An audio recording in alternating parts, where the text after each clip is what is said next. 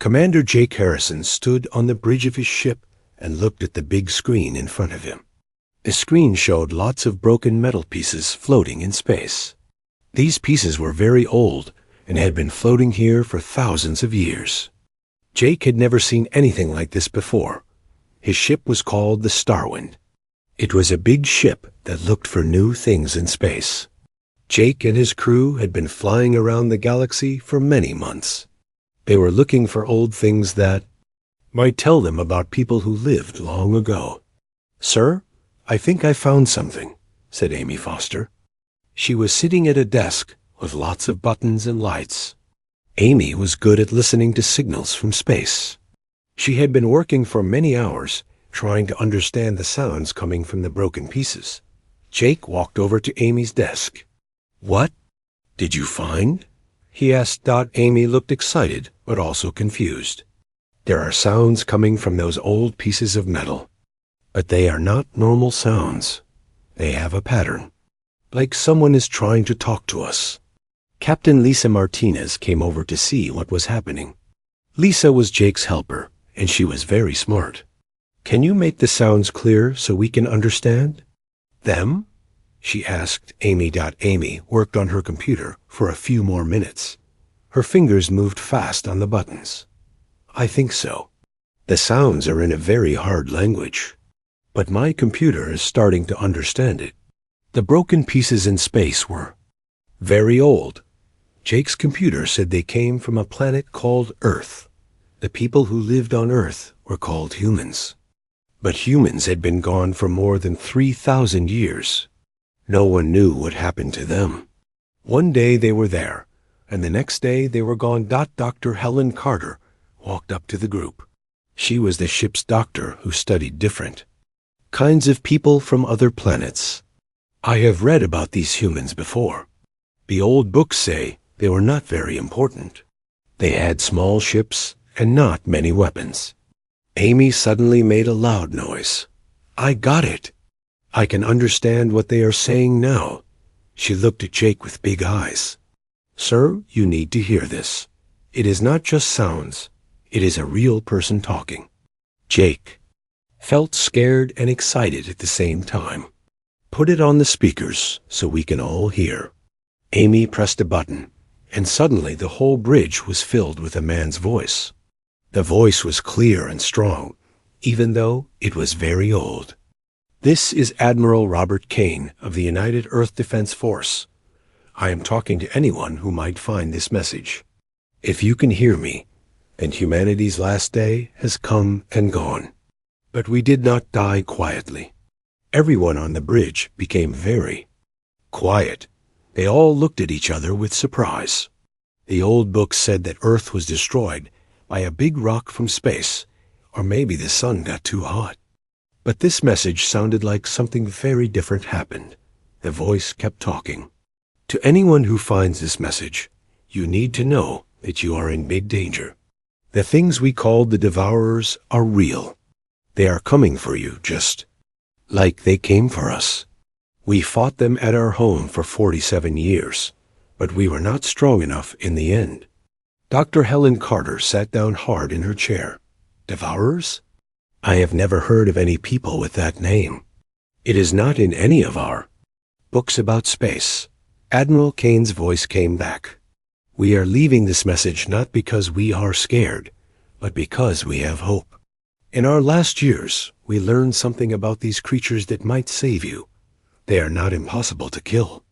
They can be stopped, but only if you know what they really are." Amy looked up from her computer. Her face was white with fear. "Sir, there is more to this message. Much more. It is not just words. There are pictures and numbers, and something called Project Last Stand." Jake knew he had to make a big choice. This message could change everything they knew about space and the people who lived in it. Save everything from that message. Every single bit of information. And send a fast message to our bosses. Tell them we found something that will change everything we know about what happened long ago. The Starwind started to copy all the information from the old human message. It was a lot of information. There were pictures of weapons that no one had ever seen before. There were maps of space and numbers that showed how to fight something terrible. But Jake and his crew did not know that their discovery would soon become very important. Far away in the empty space between galaxies, old machines felt their radio. Signals. Something big and hungry that had been sleeping for a long time started to wake up. Admiral Kane's voice kept talking from the old message. "We know you might not believe us. We know this sounds crazy. But please listen. We studied these devourers for many years. We learned how to hurt them. We learned how to hide from them. And most important, we learned that they can be beaten." Amy was writing down everything as fast as she could. "Sir, this message has instructions for building weapons. Weapons that should not be possible to make. Our best people would say these things cannot work." Lisa looked at the broken pieces of metal floating outside their ship. If humans were not important, how did they fight something for 47 years? How did they build weapons that we think are impossible? Jake did not have an answer. But he knew that everything they thought they knew about humans was wrong. These people were not weak. They were not unimportant. They had fought something terrible and left a message to help others fight it too. The message from Admiral Kane started to fade in and out. But his last words were clear and strong. "Do not let our sacrifice be for nothing. Learn from what we did. Be ready. They are coming." The message from Admiral Kane kept playing, and Amy worked hard to make the sound better. Everyone on the bridge listened carefully as the human's voice filled the room. "To any people who find this message, you must understand that you are in great danger. The Devourers are not like other enemies you have fought. They do not want your planets or your gold or your people. They want something much worse. They want to eat everything that lives." Dr. Helen Carter leaned forward in her chair. She was trying to understand what the human was saying. What does he mean by eat everything? Does he mean they eat people? The message continued, and Admiral Kane's voice became more serious. "These creatures do not eat food like you and me. They eat life itself. They eat the energy that makes things alive. When they are done with the planet, nothing is left. Not even the rocks." Commander Jake Harrison felt cold fear in his stomach. "Amy, how much more of this message is there?" Amy looked at her computer screen. "Sir, this is just the beginning. The message is huge. It has hundreds of hours of talking, plus pictures and charts, and things I do not understand yet." "Admiral." Kane's voice came back stronger.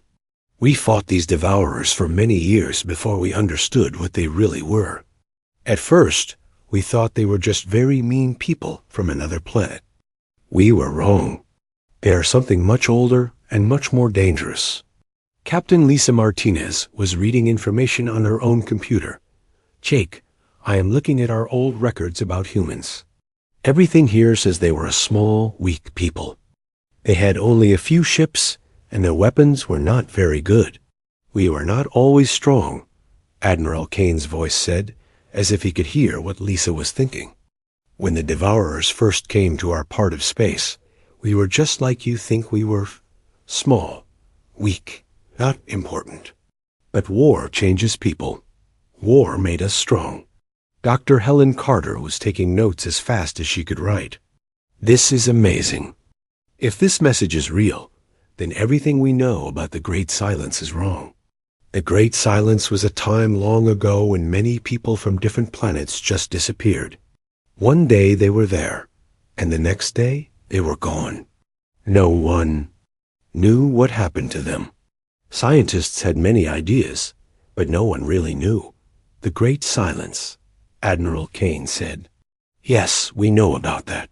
It was not a natural thing. It was not stars exploding or planets dying from old age. It was the Devourers. They moved through our part of the galaxy, like a fire through dry grass. Most people never knew what hit them." Amy suddenly stood up from her chair. "Sir, I found something." The message has a list of all the planets that were attacked by these devourers. There are thousands of them. Jake walked over to look at Amy's screen. The list of dead planets was very long. Many of the names he recognized from old stories and history books. All of these planets had people living on them once. Now they were all empty. We were lucky, Admiral Kane continued. We had time to prepare. The devourers move slowly from star to star. They take time to eat everything on each planet before they move to the next one.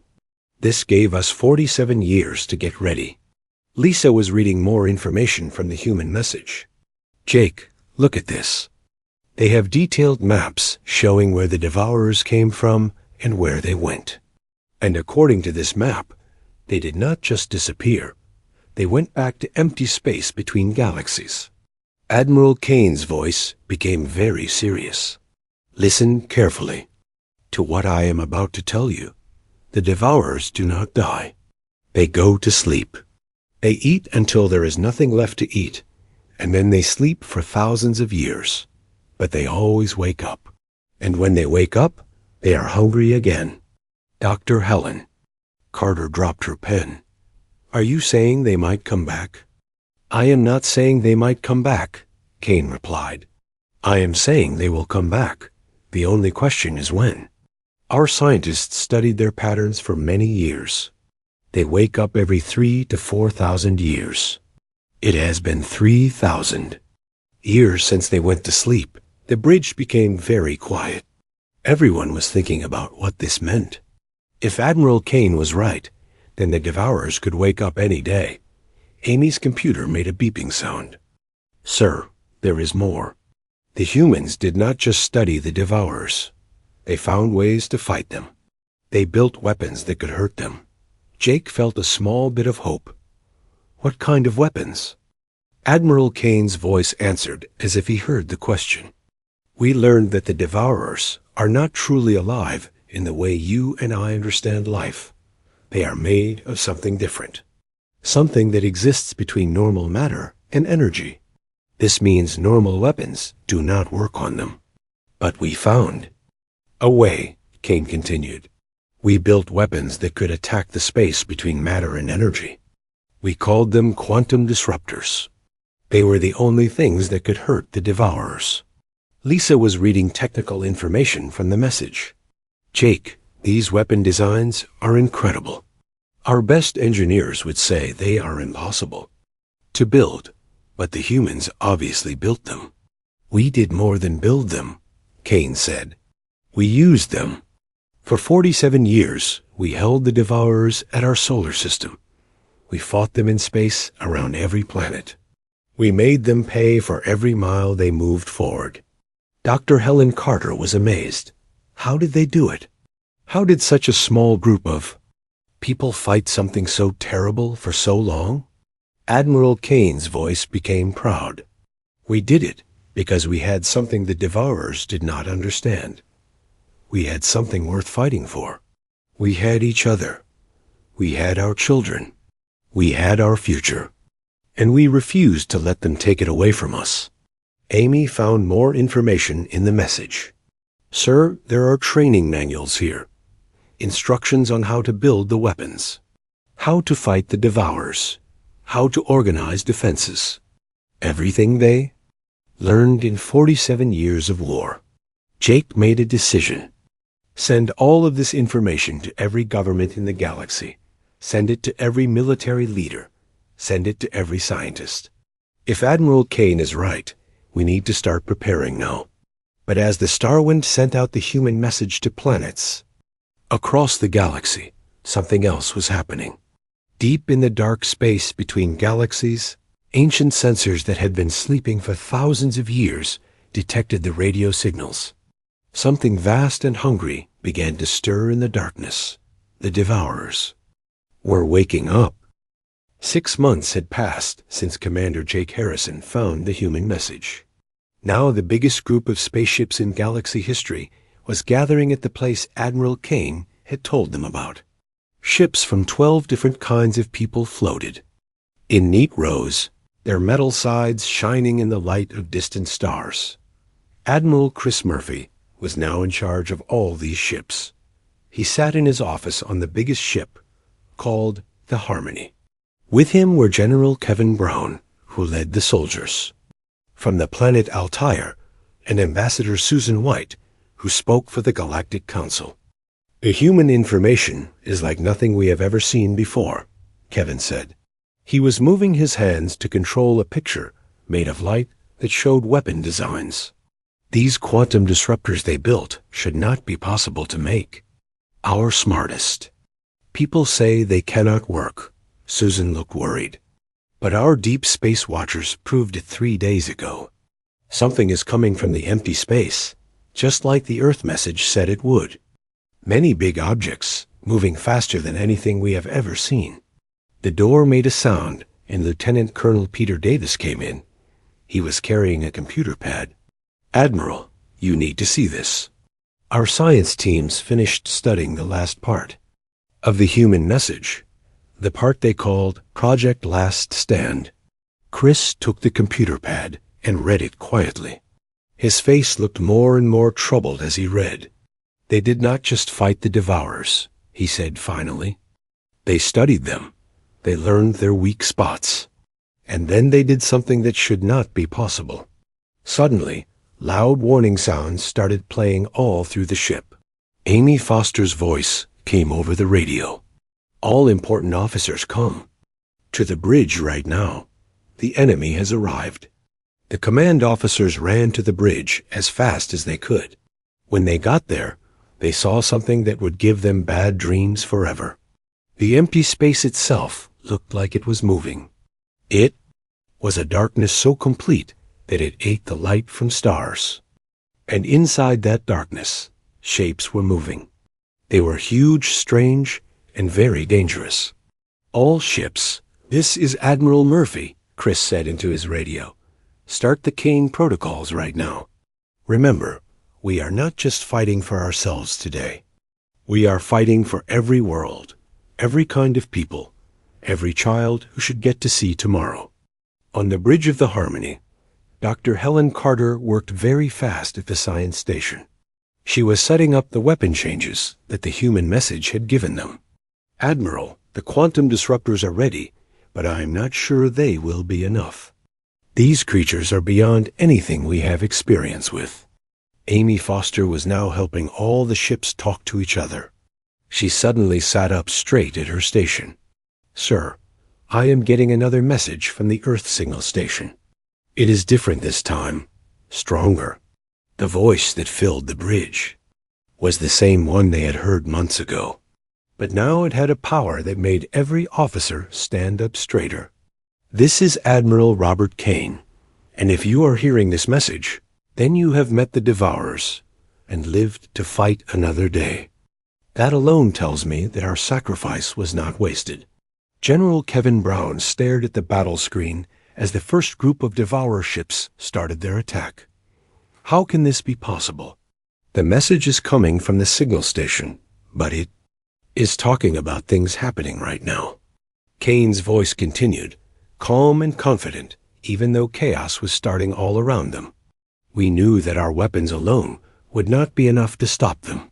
So we did something that our best scientists saw it was impossible. We put our minds, our battle knowledge, and our will to fight into quantum signals that exist outside normal space and time." As if responding to the Admiral's words, the Earth signal station suddenly flared with bright light. Every weapon system that humans had designed in the fleet began working with impossible accuracy. The Devourer ships were not like normal spaceships. They looked like living things made of dark matter that pulsed with evil intelligence. As they came closer to the galaxy defense line, space itself seemed to bend and twist around them.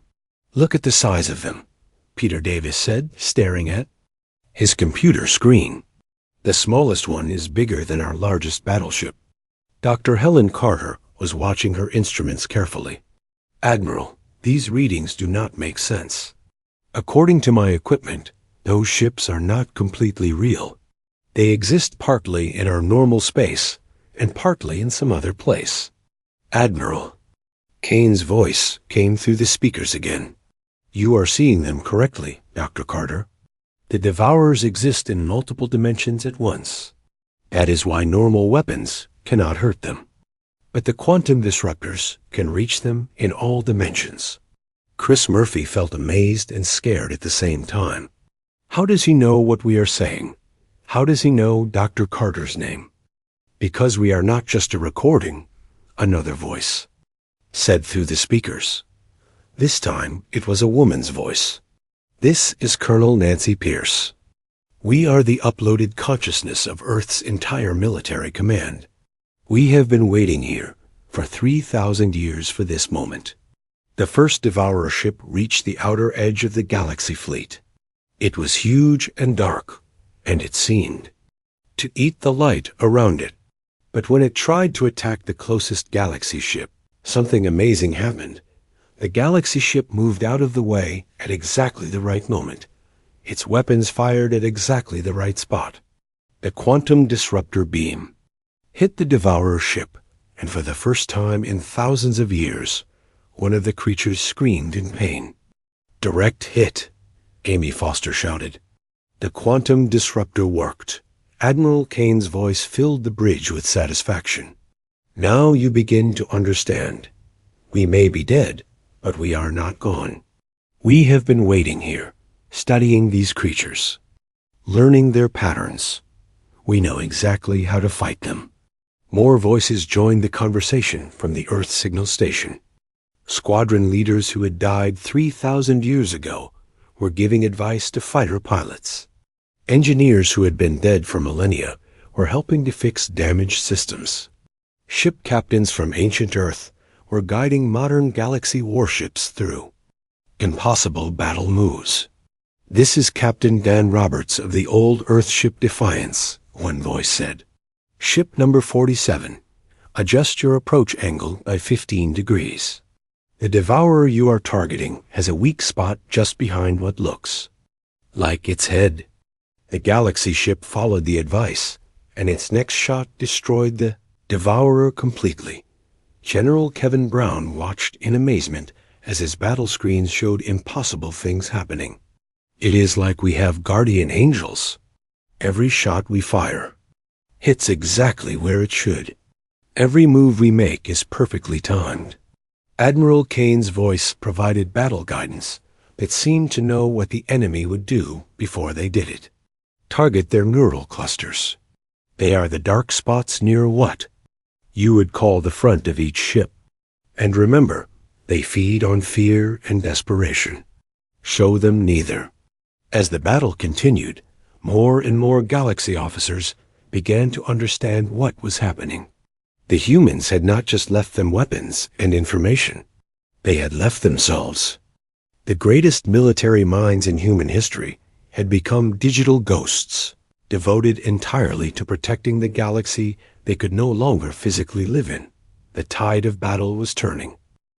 The Devourer fleet came out of the empty space like a nightmare come to life. Their ships, if they could be called ships, were living things. They were big masses of dark matter that beat like hearts with evil intelligence. As they came closer to the galaxy defense line, space itself seemed to bend and change around them. All ships. This is Admiral Murphy, Chris said into his radio to all the ships. Use the Kane protocols right now. Remember, we are not just fighting for ourselves. Today, we are fighting for every world, every kind of people, every child who should get to see tomorrow. On the bridge of the Harmony, Dr. Helen Carter worked very hard at the science station. She was setting up the weapon changes that humanity's last message had given them. Admiral, the quantum disruptors are online, but I am not sure they will be enough. These creatures are beyond anything we have ever seen. Amy Foster was now helping all the ships in the fleet talk to each other. She suddenly sat up straight at her station. Sir, I am getting another message from the Earth Signal Station. It is different this time, much stronger. The voice that filled the bridge was the same one they had heard months ago. but now it had a power that made every officer feel brave and strong. This is Admiral Robert Kane, and if you are hearing this message, then you have met the Devourers and lived to fight another day. That alone tells me that our sacrifice was worth it. General Kevin Brown stared at the battle screen as the first wave of Devourer ships began their attack. The enemy ships moved like living things, bending and twisting as they flew through space. How is this possible? A message is coming from the signal station, but it is talking about things happening right now. Kane's voice continued, calm and sure, even though a terrible battle was starting around them. We knew that our weapons alone would not be enough to stop them. So we did something that our best scientists said could not be done. We put our minds, our battle knowledge, and our will to fight into quantum signals that exist outside normal space and time. As if the Admiral's words were a signal, the Earth beacon suddenly shone with bright light. Every weapon system that humans had designed in the fleet began working with perfect accuracy. Shots that should have missed hit their targets. Ships that should have been destroyed escaped at the last second. The battle was like nothing anyone had ever seen before. The Devourer ships were huge, some as big as small moons. They moved through space like sharks swimming through water. When they fired their weapons, space itself seemed to crack and break. But the Galaxy fleet was not helpless. Thanks to the human message, they knew exactly what to do. The quantum disruptors cut through the Devourer's defenses like knives through paper. For the first time in thousands of years, the Devourers were taking damage. Look at that, Peter Davis shouted from the weapons station. We actually hurt one of them. A Devourer ship that had been hit by 3 quantum disruptor beams was spinning out of control. Dark liquid was pouring out of holes in its side. The creature was making a sound like screaming that could be heard even in the vacuum of space. Admiral. Kane's voice came through the speakers, and he sounded proud. Now you see what we learned. They are not gods. They are not unstoppable.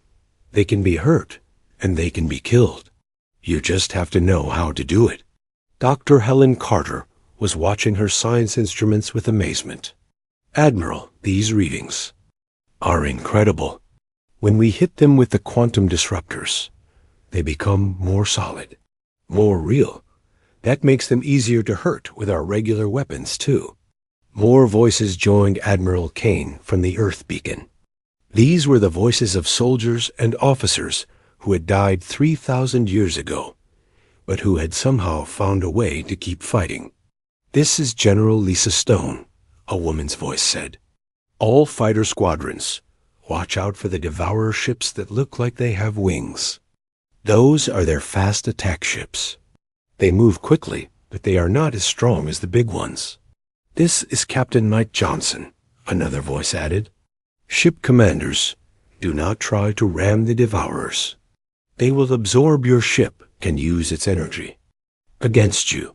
Stay back and use the quantum disruptors. The battle raged across 3 solar systems. Ships exploded in brilliant flashes of light, while others limped away with smoke and fire trailing behind them. But something amazing was happening. For the first time in recorded history, the Devourers were not just eating everything in their path. They were actually being pushed back. Amy Foster was coordinating communications between all the ships in the fleet. Admiral, I am getting reports from all sectors. The Devourers are falling back. We are actually winning. But Admiral Kane's voice warned them not to get too excited.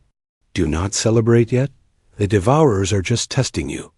They want to see what you can do. The real battle is about to begin. As if his words were a prophecy, the space behind the Devourer fleet suddenly split open like a wound. Out of the tear in space came something so huge that it blocked out the stars. It was the Devourer mothership, and it was bigger than anything anyone had ever imagined. By all the gods, General Kevin Brown whispered, how big is that thing? Doctor.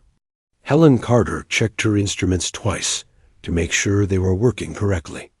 Admiral, According to my readings, that ship is over 1,000 miles long. It is not just a ship. It is like a small planet. The mothership began to glow with dark energy.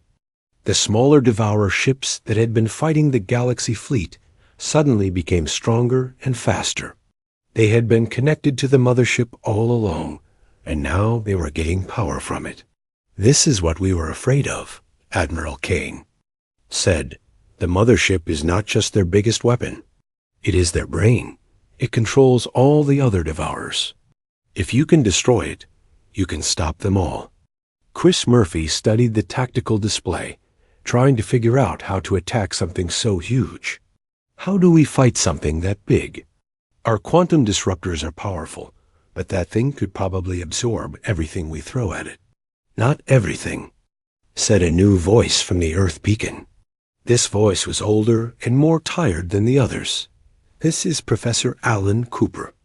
I was the scientist who designed the quantum disruptors. I also designed something else, something we never had a chance to use."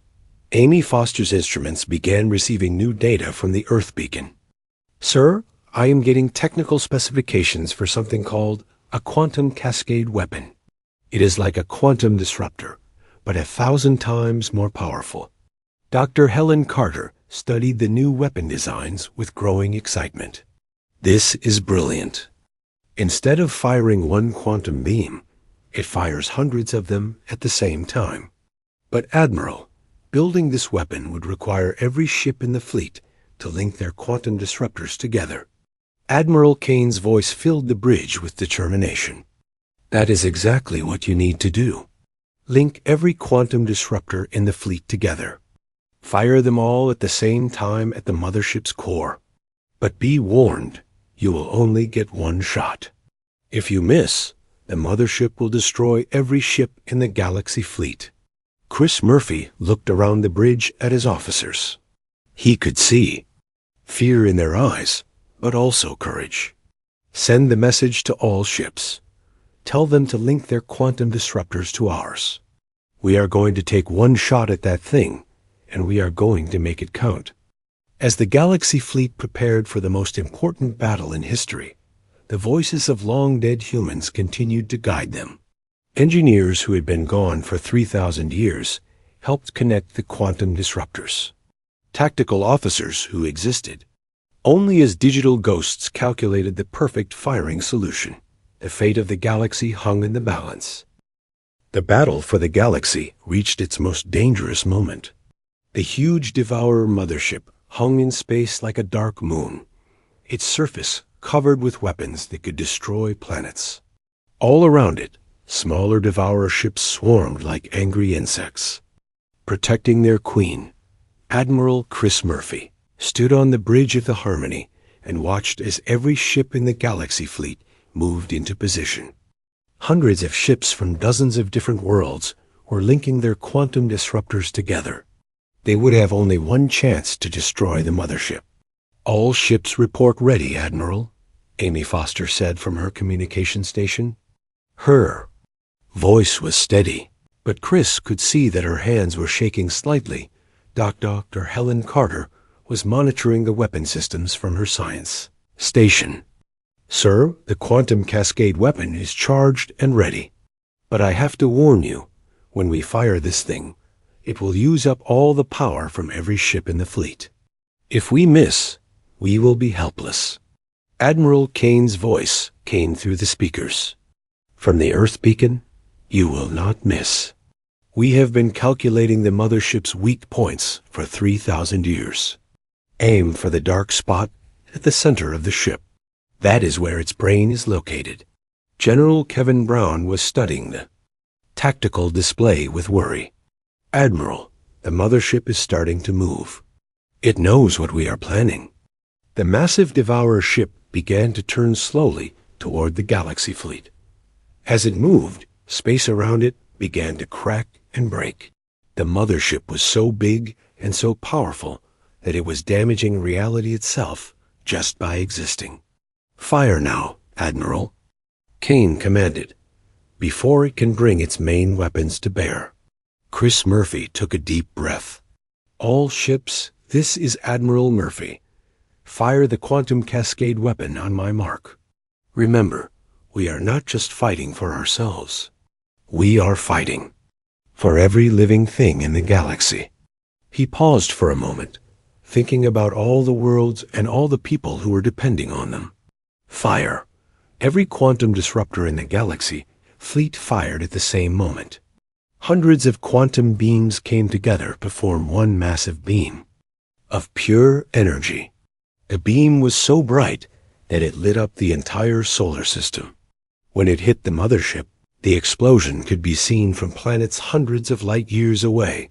For a moment, everyone held their breath. The mothership was hidden behind a wall of fire and energy. No one could see if the attack had worked. Then the fire cleared, and they could see the mothership again.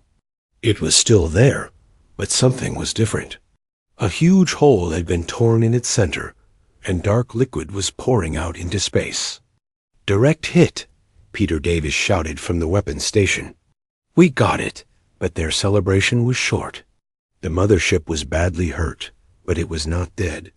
It began to glow with angry red light, and its weapons started to charge up. "It is going to fire everything it has at us," Dr. Helen Carter said, watching her instruments with horror. "All ships need to get out of here now." Admiral Kane's voice came through the speakers, calm and sure. "No, do not run. The mothership is dying, but it will try to take you with it. You need to finish it off now, while it is weak." "But sir," Amy Foster said, "our quantum disruptors are empty. We used all our power in that last shot." "You do not need quantum disruptors anymore," Kane replied. "The cascade weapon damaged the mothership's dimensional defenses. Now it exists completely in normal space. Your regular weapons can hurt it." "Chris." Murphy understood immediately. "All ships, target the hole we made in the mothership. Use everything you have. Missiles, energy beams, kinetic weapons, everything." The entire galaxy fleet opened fire on the wounded mothership. Thousands of weapons fired at the same time, all aimed at the hole in the center of the enemy ship. The mothership tried to defend itself, but it was too badly damaged. Explosions began to spread across the mothership's surface. Pieces of the huge ship started breaking off and floating away. The smaller devourer ships that had been swarming around it suddenly stopped moving and went dark. "The mothership is losing control of the other ships," Dr. Helen Carter reported. "They are shutting down one by one." Admiral Kane's voice filled the bridge with satisfaction. "That is how we always hoped it would end. The devourers are like a body with one brain. Cut off the brain, and the whole body dies." The mothership gave one final terrible scream that could be heard across all radio frequencies. Then it exploded in a blast of light that was visible from the other side of the galaxy. When the light faded, nothing was left but scattered debris. Floating in space dot all around the battlefield, the smaller devourer ships were going dark and dead. Without the mothership to control them, they were just empty shells drifting through space. "We did it," Chris Murphy said quietly. Then louder, "We actually did it. The devourers are defeated." Cheers erupted from every ship in the fleet. Across the galaxy, people celebrated as they received the news. The ancient enemy that had destroyed so many civilizations was finally gone, but the celebration was interrupted by Admiral Kane's voice from the Earth beacon. "You have won a great victory today. But do not forget what you have learned. The universe is full of dangers. Some you know about, and some you do not." Amy Foster listened carefully to the transmission. "Sir, the signal from the beacon is getting weaker. Our time is ending," Kane said. "We have done what we came to do. The galaxy is safe from the devourers. But our watch is not over. This beacon will remain here, waiting for the next time the galaxy needs our help." A new voice joined Admiral Kane. It was Colonel Nancy Pierce, the woman they had heard before. "This is our promise to you. No one fights alone. When darkness comes again, we will be here. We will be waiting." The beacon's light began to fade, but it did not go out completely. It settled into a gentle, steady pulse, like a heartbeat. Dr. Helen Carter wiped tears from her eyes. "They are still there, still watching over us." Admiral Chris Murphy stood quietly for a moment, thinking about what had happened. A race of people who had been dead for 3,000 years had just saved the entire galaxy. They had given up their own lives to protect people they would never meet. "Send a message to all worlds," Chris said finally. "Tell them about the humans. Tell them about their sacrifice. Tell them that Earth's children kept their promise." Over the following months, the story of the battle spread across the galaxy. Children of many different species grew up hearing about the brave humans who refused to let death stop them from protecting others. Schools taught about Admiral Kane and Colonel Pierce and all the other heroes who had become digital guardians. Jake Harrison, who had first found the beacon, was promoted to Admiral for his discovery. He often visited the beacon in his new ship, just to see its gentle pulse in the darkness of space. "They are still there," he would tell his crew. "Still watching, still ready to help when we need them." The beacon became a place of pilgrimage. People traveled from across the galaxy to see the light that represented humanity's greatest gift to the universe. Not weapons or technology, but the promise that no one would ever have to face the darkness alone. Scientists studied the quantum technology that the humans had left behind. Engineers built new ships with human-designed safety systems. Military officers learned tactics from the uploaded consciousness of Earth's greatest generals. But perhaps the most important thing the humans left behind was not technology or knowledge. It was an idea. The idea that some things are worth protecting, no matter the cost. The idea that the strong should protect the weak. The idea that even in death, love and courage can find a way to continue.